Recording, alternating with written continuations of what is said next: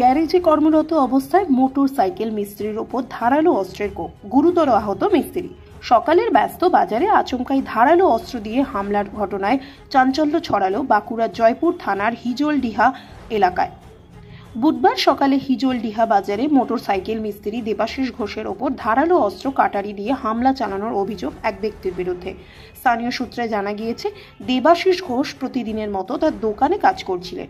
সে সময় আচমকাই অভিযুক্ত ব্যক্তি তার ঘাড়, পিঠ ও হাতে একাধিক ধারালো অস্ত্রের কোপ বসিয়ে দেয় বলে অভিযোগ।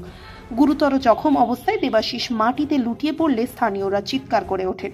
মুহূর্তেই বাজারে আতঙ্ক ছড়িয়ে পড়ে। স্থানীয়রা দ্রুত তাকে উদ্ধার করে জয়পুর ব্লক প্রাথমিক স্বাস্থ্যকেন্দ্রে নিয়ে যান।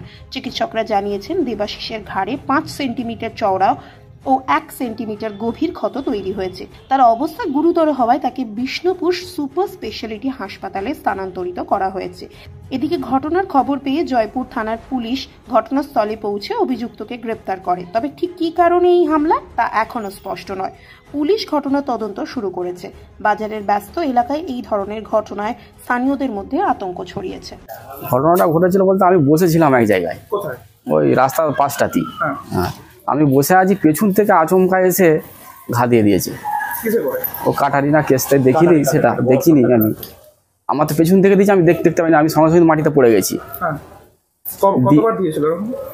দুবারের মতন দিয়েছে। দিয়ে আমার ওই দোকান আছে, সেই দোকানটাও ভাঙচুর করছিল। যে কি করে জানবেন? হ্যাঁ, আমাদের গ্রামেতেই বাড়ি। না না, খেপা লয়। হ্যাঁ, এসব খেপা খেতে কিছুই লয়।